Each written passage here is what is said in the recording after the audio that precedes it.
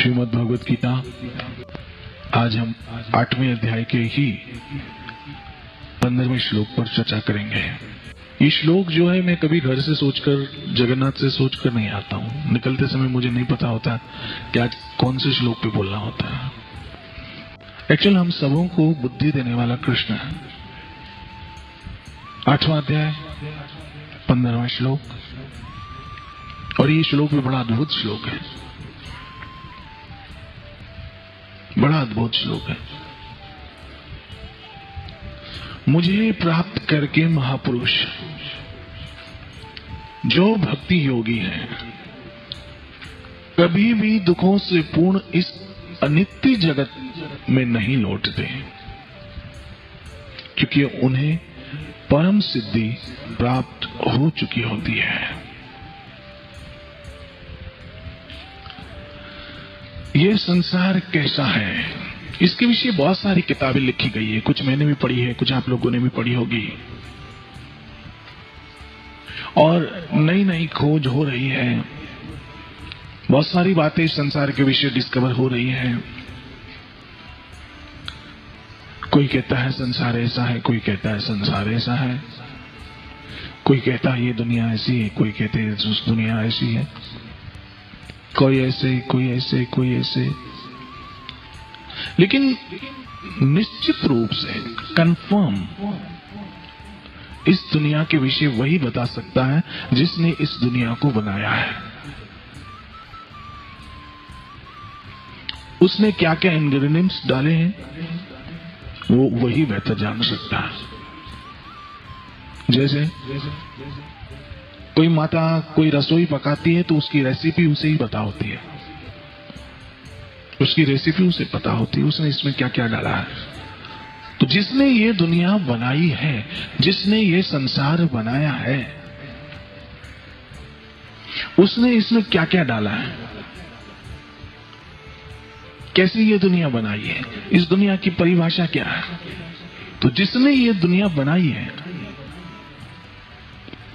उसमें दो चीजें हैं, समझ लेना। और ये दो चीजें गीता के दूसरे अध्याय में भी बताई है कृष्ण ने, और 8वें अध्याय में फिर बता रहे हैं। क्या? दुखालयम जी अशाश्वतम। कृष्ण कहता है ये संसार दुखों से पूर्ण है, दुखों से पूर्ण, दुखों से पूर्ण है, दुखों से पूर्ण है ये संसार, और अनित्य है, समाप्त हो जाने वाला है। सारे रिश्ते, सारे नाते, सारे संबंध, सारी वस्तुएं, सब व्यक्तियां समाप्त हो जाने वाली है। और कृष्ण कहते हैं ऐसे दुखों के संसार में फिर कभी लौटना नहीं पड़ता है। मैं एक आपको उदाहरण दूं कि व्यास आसन की क्या इच्छा होती है।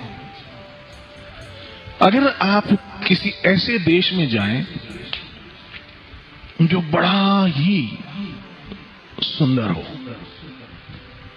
समझिएगा मैं आपको क्या समझाना चाह रहा हूं। किसी ऐसे देश में जाएं जो बहुत सुंदर हो, बड़े बड़े रोड, रास्ते चौड़े, दुबई, स्विट्जरलैंड कुछ माना नहीं रखता, उससे ज्यादा सुंदर, पेरिस से ज्यादा रोमांटिक, लंदन से ज्यादा साफ सुथरा, न्यूयॉर्क से ज्यादा सुंदर, वादियां स्विट्जरलैंड से ज्यादा अद्भुत, कश्मीर से ज्यादा आकर्षित, वहां पर फूलों की महक, अद्भुत अद्भुत अद्भुत अद्भुत, और वहां पर पेड़ में नोटल रखते हो, सोने चांदी के पत्थर हो, पानी में हाथ डालो तो हीरे निकले, ऐसी अद्भुत जगह हो, और वहां आपको जाने का मौका मिले तो पहली कोशिश होगी अब मैं आ गया हूं तो मेरा परिवार भी यहीं आ जाए। अपनी पत्नी को बुलाओगे और कहोगे आ जाए, इतनी रोमांटिक जगह है। फिर आप अपने परिवार को बुलाओगे सबको बुलाओगे, ऐसी इच्छा मन में जागेगी। लेकिन आपको पता चल जाए कि यहां का एक कानून है कि जो भी यहां आएगा उसको मार दिया जाएगा कुछ समय के बाद। आप क्या करोगे? जो फैसले पे आपने सोचा था कि पूरी फैमिली को बुला लूं, उस पूरी फैमिली को बुलाने की वही सोच पे आप कायम रहोगे या खुद भी वहां से भागने की सोचोगे? क्या करोगे बताओ? बोला ऐसी की तैसी हो जाए, चाहे कितना ही सुंदर है, चाहे कितना ही है ब्यूटीफुल है, हीरे मोती लटक रहे हैं, लेकिन यहां तो सबको मरना पड़ेगा। मुझे इसी जगह रहना नहीं है, चलो भागो।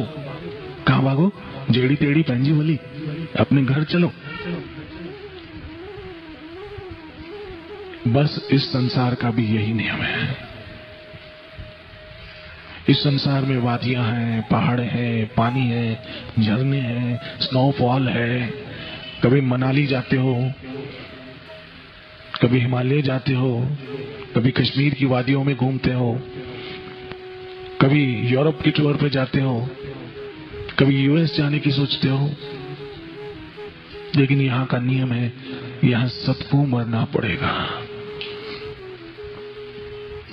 और मरने से पहले सबको दुख भोगने पड़ेंगे, सबको दुख भोगने पड़ेंगे। ऐसे दुख भोगते भोगते भोगते भोगते इंसान मरने लगता है और उसके छूटने का कोई रास्ता भी दिखता नहीं है। और छूटने का रास्ता तो दूर की बात है, छूटने की उसको समझ भी नहीं आती है। वो तो उसी में व्यस्त और उसी में मस्त रहता है कि अचानक ये संसार अनित्य है। यहां वो किसी ने कहा है कि तुम तो जिंदों के साथ निभाने की बात करते हो। क्या बोला? बोलो ना। तुम तो जिंदों के साथ निभाने की बात करते हो। लोग तो अर्थी को भी कांधा बदल देते हैं। अर्थी का भी कोई ठीक तरह से साथ नहीं देता है, 2-2 मिनट में बदल जाते सहारे। जो मर चुका है, जबकि हमें पता है कि थोड़ी ही देर है इसका साथ, तो फिर भी कोई नहीं देता। तुम तो जिंदों का साथ निभाने की बात करते हो। फिर क्या कहा था? यहां तो अर्थी के भी कांधे बदल जाते हैं।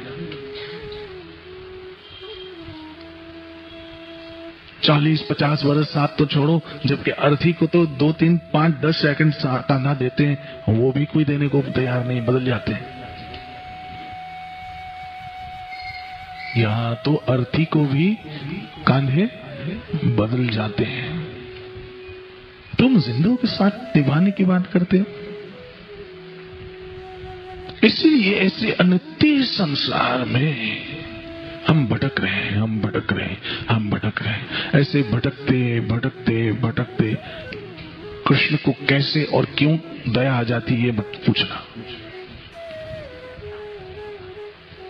लेकिन आती है, और वो दया के रूप में एक ऐसी व्यक्ति हमारे जीवन में भेज देते हैं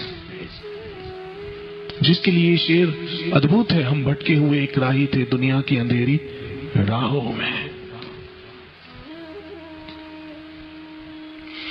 हम भटके हुए एक राही थे दुनिया की अंधेरी राहों में। जीने का सहारा हमको मिला मसीहा तेरी बाहों में। उठा लिया गुरुदेव ने हमको उस कीचड़ से जिसमें हम फंसे हुए थे, उस दलदल में जिसमें हम गिरे हुए थे, और निकलने का कोई रास्ता नहीं था। और हम समझ बैठे थे कि ये सब मेरे हैं, ये सब मेरे हैं, ये सब मेरे हैं, ये सब मेरे हैं, ये सब मेरे हैं और ये सब मेरा है।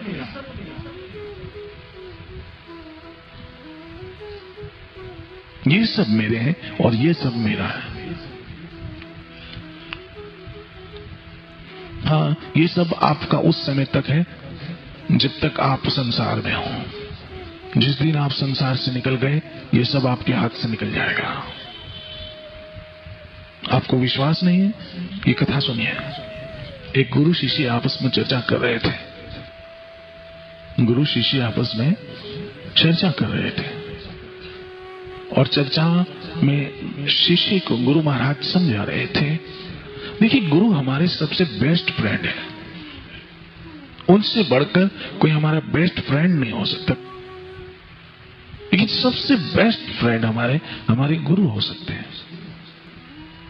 मेरे नजदीक गुरु शिष्य रिश्ता बड़ा अद्भुत रिश्ता, सबसे बेस्ट फ्रेंडशिप गुरु शिष्य रिश्ते की है। मैं क्या बात कर रहा था? गुरु और शिष्य का आपस में संवाद चल रहा था। शिष्य संसारिक मानसिकता का था और बहुत ही संसार में खोया हुआ था, बहुत संसार में खोया हुआ था। और गुरु से भी यही प्रार्थना करता कि जितना धन है गुरुदेव उससे डबल धन हो जाए मेरा। जितना सुख है ये सुख हमेशा रहे। लेकिन मैं आपको चेतावनी देता हूं कि जो सुख आपके पास है उससे आप हमेशा सुखी नहीं हो पाओगे। हमेशा सुखी नहीं हो पाओगे। हमेशा सुखी होने का रास्ता कोई अलग है। इसलिए गुरु शिष्य संवाद में हो रहा था।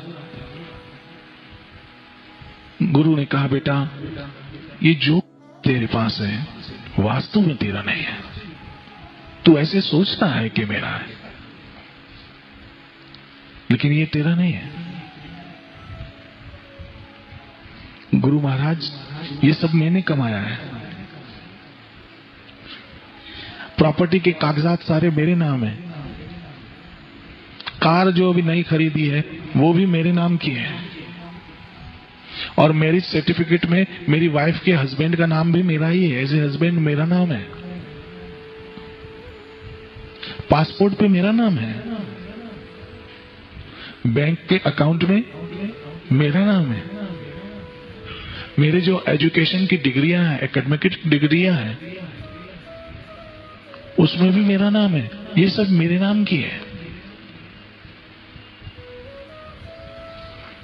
बोलो बेटा, तेरी समझ में बात ऐसे नहीं आएगी। ये देखिए, गुरुदेव कार की चाबी मेरे हाथ में है, चेकबुक मेरे हाथ में है, उस पर साइन करना मेरे हाथ में है, बैंक से पैसे निकलवाना मेरे हाथ में, बैंक में पैसे डालना मेरे हाथ में है। सब कुछ मेरे हाथ में। यहाँ के जब मैं बाहर घूमने जाता हूं तो पत्नी का हाथ भी, बोलो ना, मेरे ही हाथ में होता है। गुरु ने सोचा कि शिष्य ऐसे नहीं समझ पाएगा। कहा, बेटा एक काम कर, ये जो सामने नदी बह रही है उस नदी में से एक मुट्ठी पानी लिया। एक मुट्ठी पानी लिया। ये कौन सा मुश्किल काम है? वो इंसान सबसे ज्यादा बदनसीब है जिसको कोई समझाने वाला नहीं है। याद रखना। मैं हमेशा कहता हूं, इतने बड़े मत बनो कि कोई फिर आशीर्वाद देने वाला बचे ही नहीं। कहीं तो छोटे रहो कि कोई सर पे हाथ फेरने वाला हो।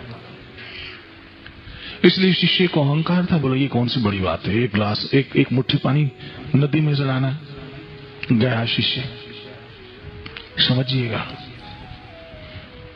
समझिएगा कृष्ण क्या आपसे चाहते हैं, क्या आपसे चाहते हैं कृष्ण। गया शिष्य, पानी में हाथ डाला और मुट्ठी भरी पानी से। लेकिन जैसे ही पानी में हाथ डालता, पानी हाथ में तो आता, लेकिन जैसे ही पानी से हाथ बाहर निकलता, पानी क्या होता? सारा बह जाता। जैसे ही पानी में हाथ डालता, पानी हाथ में आ जाता, लेकिन जैसे पानी से बाहर हाथ निकलता, पानी सब बह जाता। एक बार कोशिश की, 2 बार कोशिश की, 3 बार कोशिश की, 4 बार कोशिश की, 5 बार, कई बार कोशिश करके अंत में गुरु ने कहा, बेटा इतनी देर क्यों लगाई है? इतनी देर क्यों लगाई है? कहा, गुरुदेव पानी हाथ में आता नहीं है। कहा, कैसे बेटा? गुरुदेव, जब तक मैं पानी में हाथ डालता हूँ और मुट्ठी बंद करता हूँ, तो जब तक मेरा हाथ पानी में होता है तब तक तो पानी मेरे जी हाथ में होता है। जैसे ही मैं हाथ बाहर निकालता हूँ, पानी फिर वहीं का वहीं बह जाता है। बोला बस बेटा, यही तुमको मैं सिखाना चाहता था। जैसे पानी में जब तक हाथ तुम्हारा होता है, पानी तुम्हारे हाथ में है, लेकिन जैसे ही पानी हाथ से निकल गया, जब तुम्हारा हाथ पानी से बाहर निकला, पानी तुम्हारे हाथ से निकल गया। ऐसी बेटा, जब तक तुम संसार में हो तब तक तो संसार तुम्हारे हाथों में रहेगा। जिस दिन तुम संसार से निकल गए, संसार तुम्हारे हाथों से बहकर कहां चला जाएगा? जहां का था। आपका अकाउंट आपके हाथ में, आपका चेकबुक आपके हाथ में, आपकी कार की चाबी आपके हाथ में, आपके घर की चाबी आपके हाथ में, आपकी बुक्स आपके हाथ में, आपकी ज्वेलरी आपके हाथ में, आपका सब कुछ आपके हाथ में, आपके पार्टनर का हाथ आपके हाथ में। कब तक? जब तक आप संसार में हो। जैसे ही संसार से निकल गए, सब कुछ यहीं रह जाएगा, सब कुछ यहीं रह जाएगा। तब कृष्ण कहते हैं कि एक बार मेरे घर में आ जाओ तुम, वो तुम्हारा भी घर है। जिस श्लोक में फिर से पढ़ता हूं, इस जो व्यक्ति मुझे प्राप्त करते हैं, महापुरुष बन जाते हैं।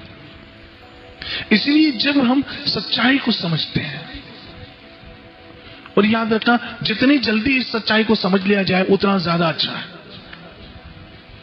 क्योंकि एक बार इंसान जब अंधेरों में खो जाता है, फिर उसका वापस आना बड़ा मुश्किल हो जाता है। एक बार जब इंसान अंधेरों में खो जाता है, फिर उसका वापस मुड़ना बहुत मुश्किल हो जाता है। ये अंधेरे सपने दिखाते हैं, और उस सपनों में ये गाना गाते हैं, तुम मिले दिल खिले और जी जीने को क्या चाहिए। तुम मिले दिल खिले और जीने को क्या चाहिए। 1-2 वर्ष के बाद, ज्यादा नहीं है। जिसको हम कहते थे तुम मिले दिल खिले और जीने को क्या चाहिए, अब 1-2 वर्ष के बाद कहते तुम मिले दिल जले। तुम मिले दिल जले, अब मरने को कुछ चाहिए। सुसाइड करूं, ट्रेन के नीचे सो जाऊं, फिनाइल पी जाऊं, पंखे से लटक जाऊं, इससे तो अच्छा मेरी जान छूटे कि नर्क में मेरे जीवन हो गया है। मेरे पास ऐसे कई केस आते हैं जो ऐसे कहते, बापू मेरे मम्मी पापा को कहो ना, यहाँ मेरा रिश्ता हो जाए प्लीज बापू, आपकी बात मान लेंगे। ये 15-20 दिनों पहले ही एक कपल मेरे पास आया था अपनी बेटी को लेकर, और मैं उस बच्ची को समझा रहा था, और वो बिल्कुल समझने को तैयार नहीं थी। मैंने कहा बेटा तुमको बहुत दुख होगा। बोला बापू जो भी दुख होगा मैं सहन कर लूंगी। मैंने बोला जिस घर में जा रही हूँ वहां की भाषा, वहां का वातावरण भी तुमको नहीं पता है। बोला क्या होगा, एडजस्ट कर लूंगी। हो जाएगा ना बापू, हो जाएगा, मैं एडजस्ट कर लूंगी। मैंने कहा कितने साल से उस लड़के को तुम जानती हो। बोला मैं 4 साल से उस लड़के को जानती हूँ। उनमें बोला तुम्हारे माँ बाप को कब से जानती हो। बोला बचपन से। तो तुम्हारे लिए सही कौन सोचेगा, जो 4 साल से तुम्हें मिला है या जो बचपन से तुम्हें पाल रहे हैं। जो बचपन से तुम्हें पाल रहे हैं। मैंने कहा एज कितनी है। बोला 27। मैंने कहा 27 साल से जो तुम्हें संभाल रहे हैं वो तुम्हारे लिए अच्छा सोचेंगे, या जो 4 साल से तुम्हें मिला वो तुम्हारे लिए अच्छा सोचेगा। लेकिन आप विश्वास करो उसकी समझ में कुछ नहीं आ रहा था। बस तुम मिले दिल खिले और जीने को। फिर ऐसे कई केस आते हैं मेरे पास, कहते बापू प्लीज अब कुछ ऐसा करो ना, मेरी यहां से जान छूटे, जिंदगी नरक बन गई। लेकिन बेटा अभी बहुत देर हो गई, अब वापसी के रास्ते सारे समाप्त हो गए हैं। पहले कहते हैं तुम मिले दिल खिले जीने को क्या चाहिए, और अब कहते तुम मिले और दिल जले, अब मरने को कुछ चाहिए। ये संसार, यही इस दुनिया का सिद्धांत। इसलिए कृष्ण कहते हैं जो मेरे धाम को पा लेता है, फिर से ये श्लोक पढ़ता हूं, मुझे प्राप्त करके महापुरुष बन जाते हैं। ये जो बैठे हैं ना, ये सब महापुरुष हैं, क्योंकि कृष्ण को पाना चाहते हैं। इनमें और कोई इच्छा नहीं है, संसार पाने की इच्छा नहीं। और याद रखना, संसार पाने की इच्छा रखना भी नहीं, वो तो खुद ब खुद मिलने वाला है। कुत्ता कभी कुतिया को पाने की इच्छा नहीं रखता, 20-20 कुतिया मिलती है। सुअर ने कभी सुअर को पाने की इच्छा नहीं रखती है, 20-20 पता नहीं कितने सुअर मिलते होंगे, अभी तक हमने गिने भी नहीं है। आज तक कोई इंसान बेऔलाद हो सकता है, लेकिन जानवर कभी बेऔलाद नहीं होता। ये सुख तो उसे फ्री में मिलते हैं। कैसे ही श्रील प्रभुपाद जी महाराज कहते हैं, कोई दुख के लिए प्रार्थना करता है फिर भी दुख मिलते हैं ना, ऐसे सुख के लिए भी प्रार्थना मत करो। जो मिलने वाला होगा वो खुद ही मिलेगा। अगर प्रार्थना करनी है तो भजन के लिए करो, प्रार्थना करनी है भक्ति के लिए करो, प्रार्थना करनी है सत्संग के लिए करो, प्रार्थना करनी है दर्शन के लिए करो, प्रार्थना करनी है हरि कथा के लिए करो। इसलिए यहां पर कहते हैं मुझे प्राप्त करके महापुरुष, जो कृष्ण की ओर जाता है कृष्ण उसे पकड़ लेता है। एक दिन दिवाली का दिन था, ब्रज में दिवाली मनाई जा रही थी।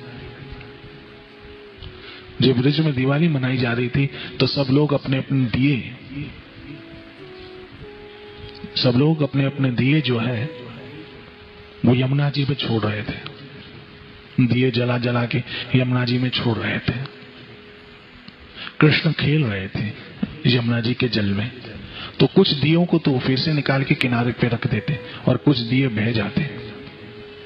कुछ दियों को पकड़ के किनारे पे रख देते, कुछ दिए बह जाते, कुछ को पकड़ के किनारे पे रख देते, कुछ बह जाते।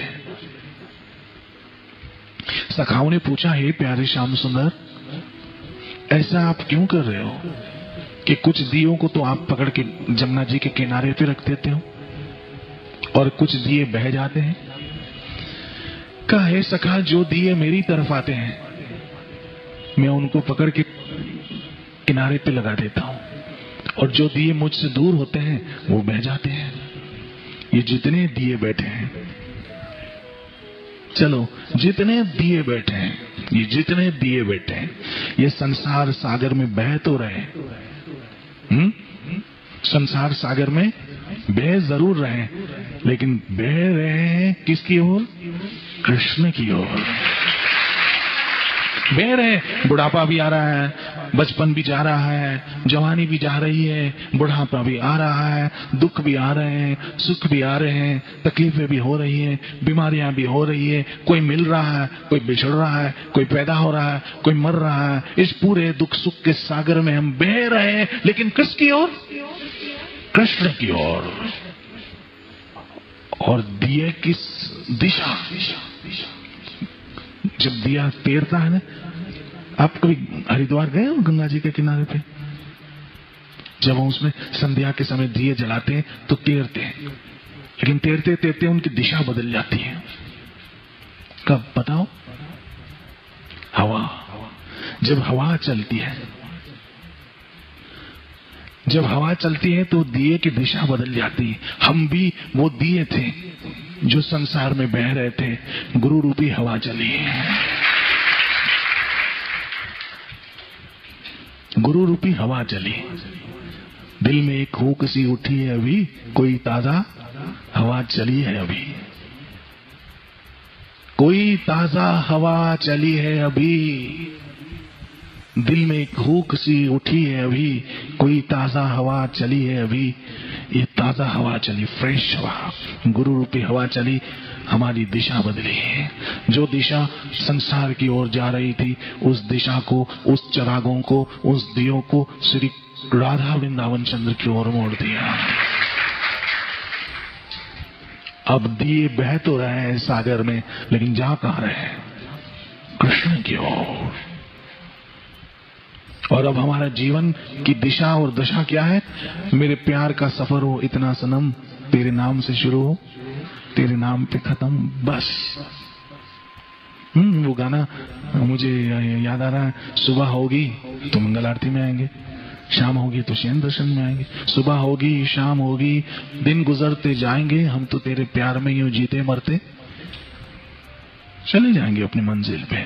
जीते हैं तो भी वही है, जीते हैं तो भी कीर्तन करते हैं, मरेंगे तब भी कीर्तन करेंगे, जाएंगे तो कृष्ण के पास। कृष्ण स्पष्ट कर देते हैं, ऐसे महापुरुष हैं। ये जो छोटे छोटे बच्चे हैं ये भी महापुरुष हैं, ये सब बच्चे भी महापुरुष हैं। और मैं तो चाहता हूं ये सब के सब कृष्ण की ओर लगे रहें, सदैव इनका जीवन कृष्णमय बने। कृष्ण जो सर्व आकर्षित है, कृष्ण जिनके दर्शन करने के लिए पूरा जीवन कम पड़ता है, कृष्ण जिसके दर्शन के लिए देवता भी लालायित है, कृष्ण जो आंखों का लक्ष्य है, कृष्ण जो ध्यान का केंद्र है, कृष्ण जो जीवन की धारा है।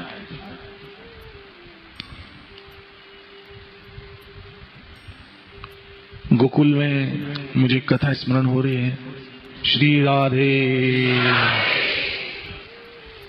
श्री राधे श्री राम। गोकुल में एक बहू शादी करके गई, उसकी सास ने उसको समझाया, हमारे घर के ये नियम है, ये डिसिप्लिन है, ऐसे ऐसे चलना है, ऐसे ऐसे करना है। और बहू एक बात का ध्यान रखना, जब सुबह सुबह सुबह जब गायों के रंभाने की आवाज आए, उनके गलों की घंटियों की आवाज आए, उनके पांवों के घुंघरू की आवाज आए, तो कभी भी झरोंके से झांकना मत। क्यों? कहा बस ऐसा मत करना तुम कभी भी। बहू ने कहा ठीक है, लेकिन इंसान की नेचर है, जिसके लिए उसको रोको वो जरूर करता है, उसकी तरफ वो जरूर भागता है। इसलिए दूसरी तीसरी सुबह मौका मिल गया, गायों की आवाज आने लगी, गायों के गले की घंटियां बजने लगी, पांवों के पायल बजने लगे गायों के, और पूरी भीड़ गायों की निकली। इस गोकुल की नारी ने किया क्या? झरोंके से अर्थात खिड़की से बाहर देखा और देखती रह गई। क्या देख रही है? हजारों हजारों गायों के बीच श्री कृष्ण अद्भुत स्वरूप के साथ, एक तो थोड़ा अंधेरा थोड़ा उजाले का मिश्रण, जैसे मंगल आरती से जाते हैं, ऐसे अंधेरे और उजाले के मिश्रण में श्याम वर्ण, बाल घुंघरियाले करली करली बाल जो ललाट पे बिखरे हुए हैं, उसमें मोर पीच और होंठ बिल्कुल रेड बम्बा फल की तरह, गाल गुलाबी उस मेघ वर्ण स्वरूप में, और कामदेव को भी अपनी ओर खींच ले, इतने अट्रैक्टिव, इतने सुंदर कृष्ण।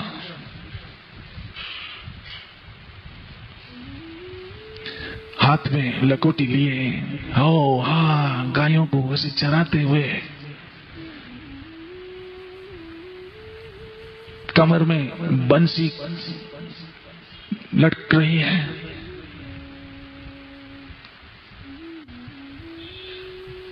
ऐसे श्री कृष्ण जा रहे, और वो गोपी देखती रह गई, देख ही रही, आंख भी झपक नहीं रही है। वो किसी शायर ने कहा ना, मैं आंख बन के यूं ही तुम्हें देखती रहूं, तुम सामने रहो मेरे तस्वीर की तरह। किससे नजर मिलाऊं तुम्हें देखने के बाद?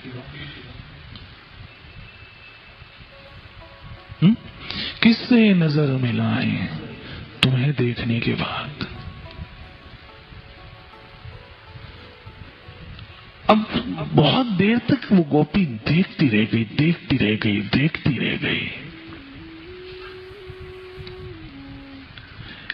इसकी सास ने अंत में उसको झकझोड़ा और कहा, बहू,